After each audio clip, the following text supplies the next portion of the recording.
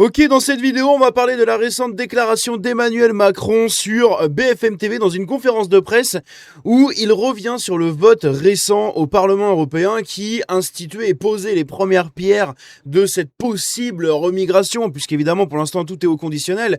Dans tous les cas, c'est toujours assez intéressant. Reste à voir comment ce sera appliqué, mais on se rappelle, c'est tout simplement la création de centres d'expulsion de migrants à l'extérieur des frontières européennes pour y envoyer tous les migrants qui n'ont pas de papier, etc.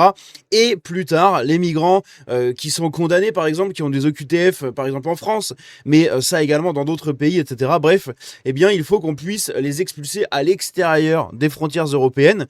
Et donc, Macron est revenu là-dessus en qualifiant qu'il n'était pas du tout d'accord avec ça, mais surtout en qualifiant que cette décision de l'Europe, etc., ne représentait pas son Europe. Eh oui, on va en parler.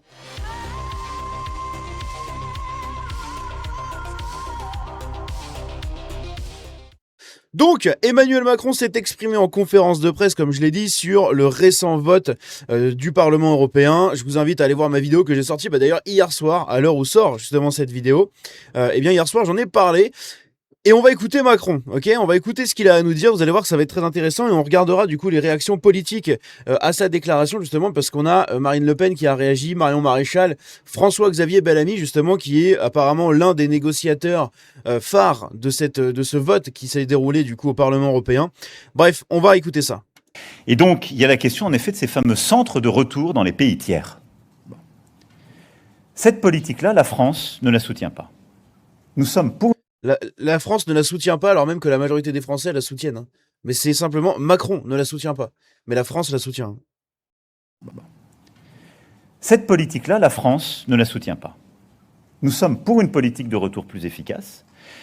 Mais d'abord, je n'ai jamais vu un centre de retour dans un pays tiers fonctionner. J'ai ces dernières années beaucoup entendu des gens le faire ou signer des accords. Et je vous invite à considérer ce que c'est. Ça veut dire que des gens qui ne veulent pas revenir dans leur pays d'origine ou que vous n'arrivez pas à faire revenir dans leur pays d'origine, vous allez trouver un troisième pays dans lequel vous allez les pousser. Et que ce pays va accepter, peut-être contre de l'argent. Alors quel pays? Quelles relations vous créez? Quels droits humains? Et que vous allez pousser tous ces gens dans un pays qui n'est pas le leur, alors même que vous n'allez pas les garder chez vous. Je ne suis pas sûr que ce soit ça notre Europe. Je ne suis pas sûr que ce soit les principes fondamentaux sur lesquels notre Europe s'est construite. Et je ne crois pas, par ailleurs, que ce soit efficace. La preuve en est, c'est que je n'ai jusqu'alors vu personne le faire fonctionner. Et je crois même que les pays qui avaient signé des préaccords avec les uns ou les autres, membres de l'Union européenne ou d'autres, ne les ont pas mis en œuvre. Donc nous ne le mettrons pas en œuvre, mais ça relève. Et j'ai beaucoup de respect pour tous celles et ceux qui veulent le faire. Je suis en désaccord, à la fois d'un point de vue pragmatique et principiel, mais je pense que ça n'a rien à voir avec la politique européenne. Et donc ça relève des politiques nationales. En tout cas, moi je m'opposerai à ce que le budget européen, a fortiori le budget pour la politique internationale de l'Europe, soit utilisé pour bâtir des centres de retour. Et voilà, donc lui, il le dit clairement, il s'y oppose. Hein, il s'oppose à ce que le budget européen soit utilisé pour tout ça. Hein. Quand parfois on entend les uns ou les autres défendre des politiques avec le continent africain ou d'autres, bon courage pour défendre notre crédibilité sur ces continents en expliquant qu'on va... On a déjà plus de crédibilité, Manu, hein, grâce à toi. Et tu le sais très bien, puisque tout a été prévu, et tu l'as fait exprès. Voilà, petit pion que tu es. Utiliser l'argent pour l'investissement solidaire afin de faire des centres de retour sur leur continent. Là où la totalité de l'Union africaine se mobilise sur des questions historiques, ô combien importantes, comme la traite des êtres humains ou autres. Vous voyez un peu tout ça qui se... Donc lui, il qualifie tout simplement les hubs de retour comme le retour de la traite, etc. C'est absolument... Enfin, ça n'a absolument rien à voir, d'accord? Ça n'a aucun putain de rapport. C'est lunaire. Dans quel monde vit-on? Bon. Donc oui, pour une politique très rigoureuse en matière d'immigration, telle que nous l'avons portée au niveau européen et national, et je l'assume. On voit les résultats de cette politique ferme contre l'immigration en Europe. Hein. Magnifique. Hein. Oui, pour une politique qui lutte contre l'immigration illégale, qui nous rend plus efficaces, qui conduit à des retours. Pour ce qui est de la France, non à des centres de retour ou des hubs de retour dans des pays tiers. Parce que je ne crois que ça n'est ni efficace, ni ne correspond aux principes qui sont les nôtres. C'est incroyable quand même, hein. C'est incroyable, ce mec s'oppose à la démocratie une nouvelle fois, sans aucun putain de problème. Ça a été voté en extrême majorité, hein, au Parlement européen, hein. Je crois que c'est quasiment 75-80% des eurodéputés qui ont voté pour ce texte.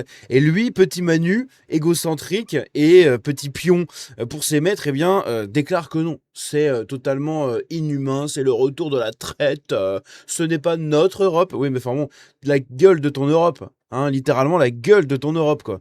Bref. Et également, on a appris qu'il y avait aussi ça. Ah oui, j'en ai pas parlé. On va le faire juste ici. Je crois que j'avais mis un tweet, j'avais pas sauvegardé. Il y a eu des rumeurs dans le camp d'Emmanuel Macron absolument dingues où on apprend qu'apparemment, eh bien, il veut possiblement faire une dissolution avant les présidentielles. On va regarder ça. Dans le camp d'Emmanuel Macron, avant de regarder l'élection politique et tout, hein, d'abord j'ai ça à vous mettre. Dans le camp d'Emmanuel Macron, on évoque désormais une possible nouvelle dissolution avant la présidentielle. C'est ce que rapporte le Figaro, ils ont fait un article là-dessus. Ce sont des malades et ça paraît complètement dingue. L'objectif serait d'empêcher le successeur de décider de la temporalité des législatives. Ça, c'est ce que lâche un parlementaire qui a discuté de cette option avec plusieurs ministres et certains conseillers du président. Autour d'Emmanuel Macron, certains pensent sérieusement que ça peut tous nous sauver car les gens feront un vote responsable. Moi, je pense au contraire qu'elle peut tous les précipiter dans l'abîme, analyse la même source. Donc il y a des rumeurs sur justement une possible dissolution avant les présidentielles, histoire de prendre tout le monde en otage, hein, littéralement, de prendre la France entière en otage. On verra si ces rumeurs se confirment ou non, mais c'est quand même quelque chose d'assez inquiétant, encore une fois. Et comme d'hab, évidemment, on n'a pas notre mot à dire, on doit juste fermer notre gueule comme à chaque fois. Éric Zemmour qui nous met une image de l'Europe d'Emmanuel Macron. Voilà, c'est ça l'Europe d'Emmanuel Macron, hein. Ce n'est pas notre Europe. Oui, son Europe, c'est ça.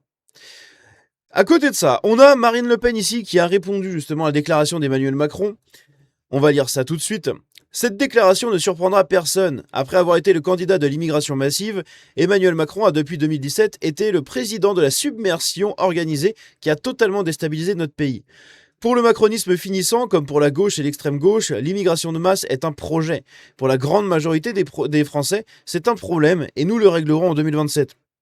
On verra s'ils pourront le faire, parce qu'évidemment, tant que tu ne quittes pas l'Europe, tu ne peux rien faire, tu es pieds et mains liés par l'Union Européenne, les droits de l'homme, la Ligue des droits de l'homme, le tribunal européen, enfin la Cour européenne de justice, ou je sais pas quoi, bref, leurs conneries là. Tous ces trucs-là, en fait, c'est des choses qui sont faites pour te museler. Voilà, et pour détruire tout ce qui reste d'un semblant de souveraineté dans les pays.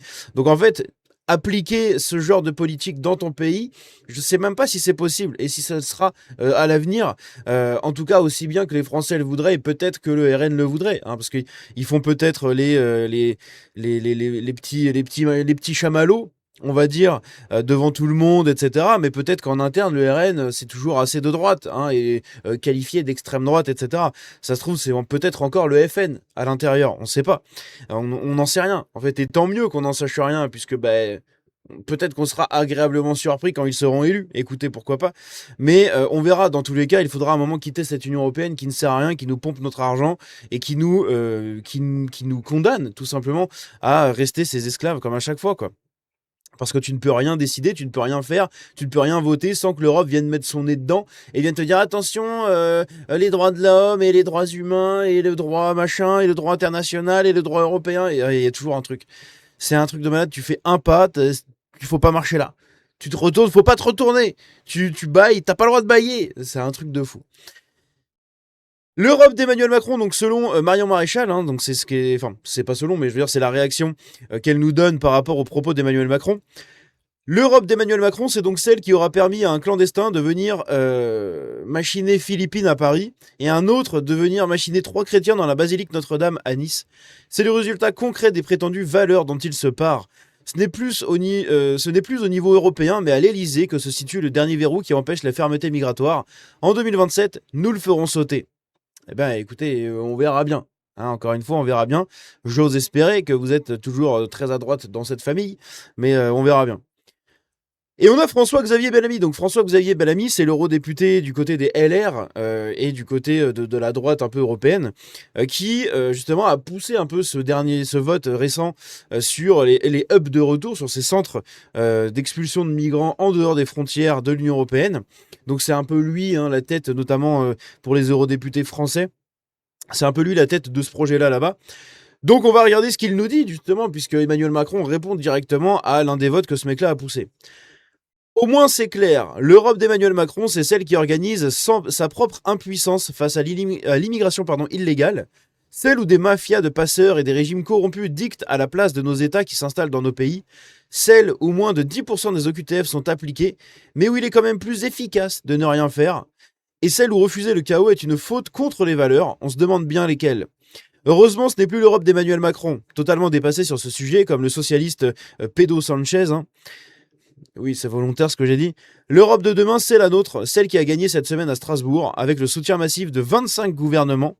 Et bientôt, l'alternance remettra la France à l'avant-garde de cette Europe qui veut, pour retrouver son avenir, reprendre le contrôle de ses frontières et rendre ainsi à nos pays leur sécurité et leur souveraineté. T'as juste à quitter l'Union Européenne et tu gères tes frontières comme tu le veux. Voilà. Est-ce qu'on a besoin de l'Union Européenne pour nous dire de ne pas jeter les bouchons par terre, et de nous dire, bah, vu que tu t'es incapable de ne pas les jeter, on va les attacher à ta bouteille. Voilà, c'est ça l'innovation européenne. C'est cliché, mais c'est réel.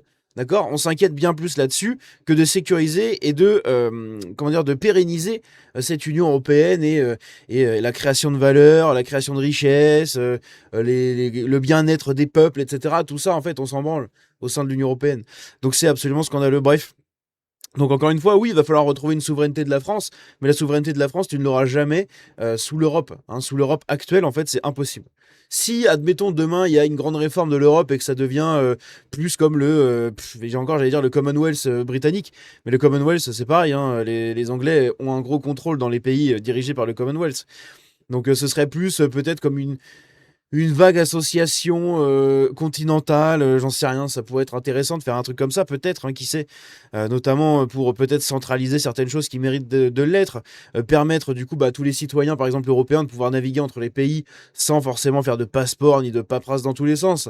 Après, est-ce qu'on a attendu l'Europe pour faire tout ça avant ? Bah non, ça marchait très bien avant. Donc c'est toujours pareil, est-ce que vraiment l'Europe est utile ou pas ? Dans tous les cas, on verra ce qui va se passer quand cette espèce de début de remigration, ou c'était au moins ce début d'expulsion et de fermeture de l'immigration illégale en Europe sera mise en place. On observera tout ça avec des grosses jumelles et on regardera si c'est intéressant ou si c'est une nouvelle fois un coup d'épée dans l'eau et une douille. Voilà. Dans tous les cas, notre bon Manu qui s'accroche au pouvoir jusqu'au bout, il s'en bat les steaks de la démocratie. Il s'en bat les steaks que la majorité des gens au Parlement l'aient voté. Sur 25 gouvernements, il en a rien à foutre, d'accord ? Lui, ce qui l'intéresse, c'est sa petite personne, c'est ses petits maîtres, et c'est ce pourquoi il a été missionné, pour détruire la France, tout simplement. Bref, dans tous les cas, dites-moi ce que vous en avez pensé dans les commentaires de tout ça. Donnez-moi votre avis un peu sur cette déclaration de notre suprême leader européiste aux Français. On se dit à la prochaine, que Dieu vous bénisse. Ciao.